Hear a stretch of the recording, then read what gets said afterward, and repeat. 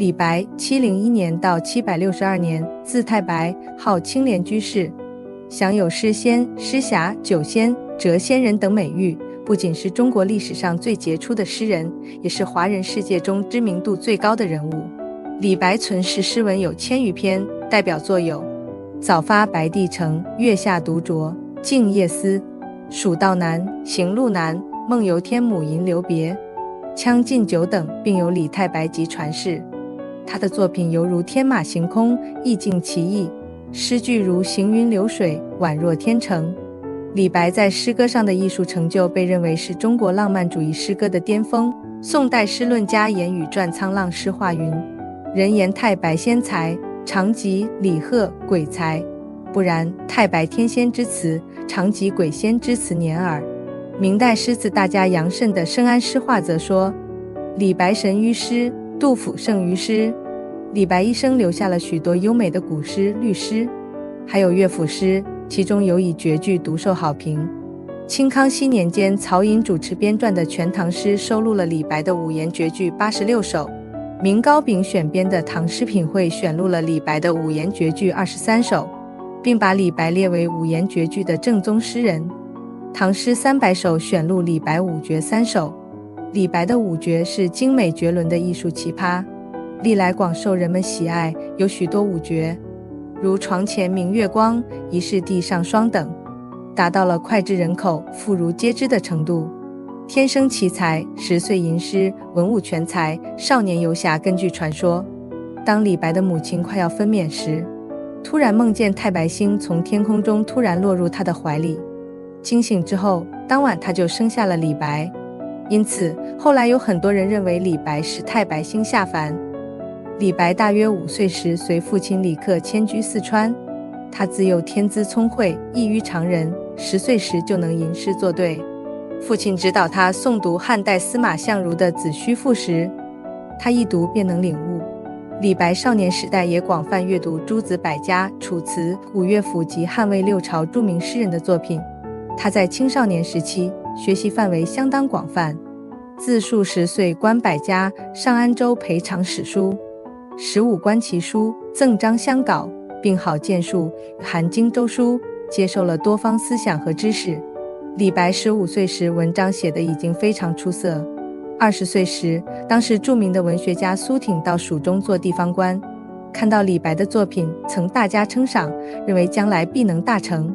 读书之余，李白还拜师学习剑术，时常抚剑扬眉，吟啸起舞，是名副其实文武全才的少年游侠。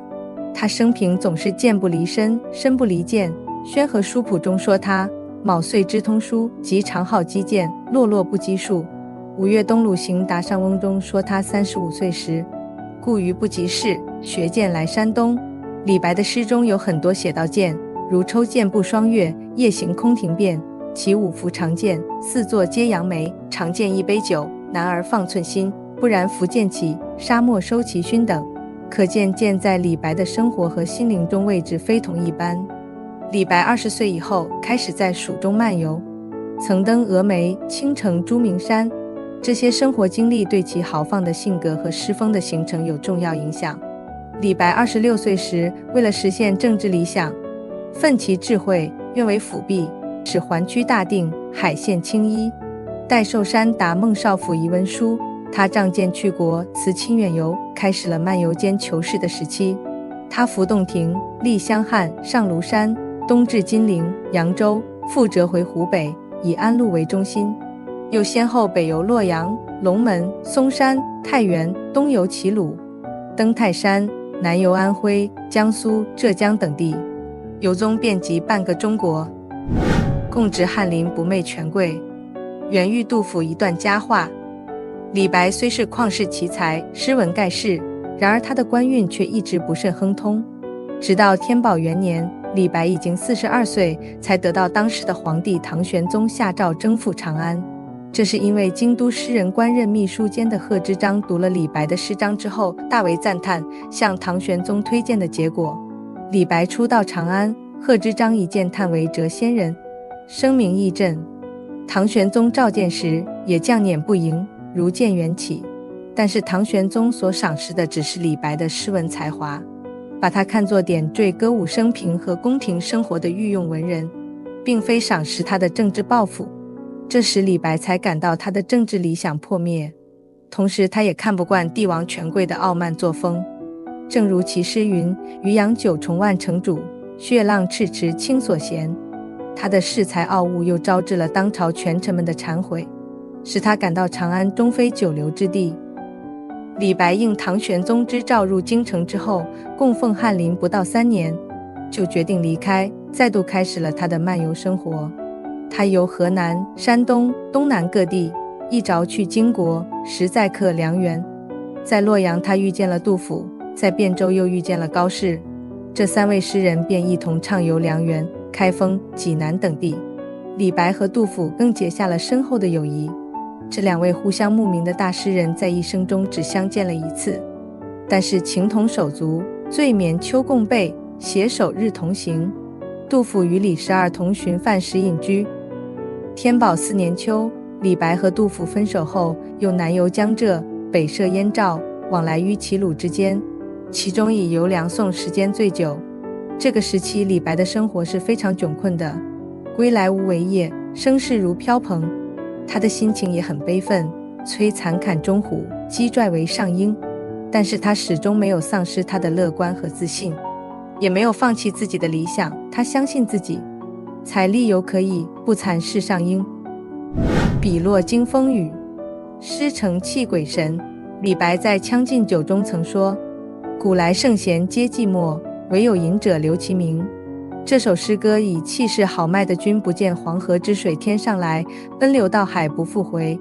君不见高堂明镜悲白发，朝如青丝暮成雪开篇。名句人生得意须尽欢，莫使金樽空对月。天生我材必有用，千金散尽还复来。也出自于这一首诗歌。李白的美诗与他的好饮嗜酒不无关系。诗圣杜甫曾有饮中8仙歌赞之：李白斗酒诗100篇，长安市上酒家眠。天子呼来不上船，自称臣是酒中仙。在中国5000年的文明历史中，诗达意，酒传神，写尽人生。诗酒之中有陶渊明的悠然南山，有刘伶的自在竹林，有王翰的边关琵琶，还有曹操的沧海雄心。然如论及诗酒之道，当首推李白。他爱诗若痴，爱酒成狂，既具有侠客豪饮之风，也不失文人品茗之气。他经常处于喝醉的状态，却睁着一双世事洞明的眼睛，心中迸发出来的激扬文字中流淌着指点江山的豪情。杜甫所作的五言古诗记李太白20韵中说：昔年有狂客，好尔谪仙人，笔落惊风雨，诗成泣鬼神。这4句诗最能表现旷世诗仙李白的狂放不羁和摇惊风雨的才华。在酒的世界里，李白显得悠然自得，豪迈奔放，不受任何束缚。安能摧眉折腰事权贵，使我不得开心颜。所以古来圣贤皆寂寞，惟有饮者留其名。逍遥自在，豪迈无怨。人生岁月被李白的诗情酿造成一壶壶淳朴后方沁人心脾的甘醇，流传千年不衰。误投永王诗仙获罪，杀贼无力太白回天。公元755年，天宝14年，安禄山叛乱爆发后，李白由宣城避地善终，不久即隐居在庐山屏风叠。756年12月，永王李璘以抗敌平乱为号召，由江陵率师东下，过庐山时，兼请李白参加幕府。李白出于一片爱国热情，便接受了邀请。不料李璘暗怀与其兄长唐肃宗李亨争夺帝位的野心，不久即被消灭。李白也因而获罪，下寻洋狱。后由于名将郭子仪出面为李白说情，才使其免于死罪，改为流放夜郎，今贵州桐梓县一带。公元759年，乾元2年，李白西行至巫山，因遇大赦，得放还。此时他已59岁。上元2年，761，李白61岁。闻李光弼率大军征讨史朝义，特地游当涂北上，请应杀敌报国，但行至金陵，就因病折回。对此他说：天夺壮士心，长须别无惊。在安史之乱期间，李白所写的诗歌含有浓浓的关爱国家社稷的情怀。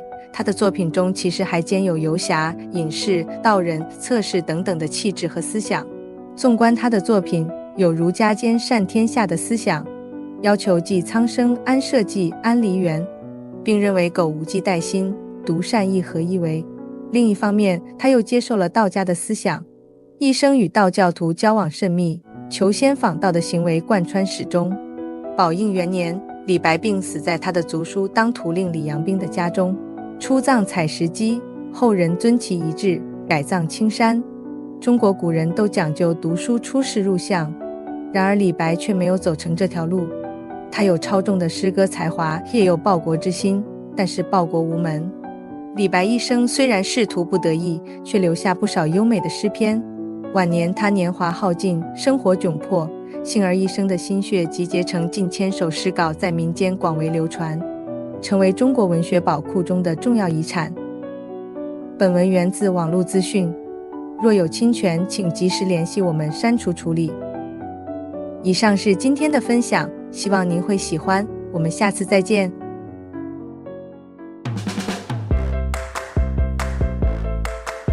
非常感谢您的观赏，喜欢我们的影片，欢迎开启好运四重奏，点赞、分享、订阅，以及最重要的开启贴心小铃铛。谢谢观赏，我们下次再见咯，拜拜。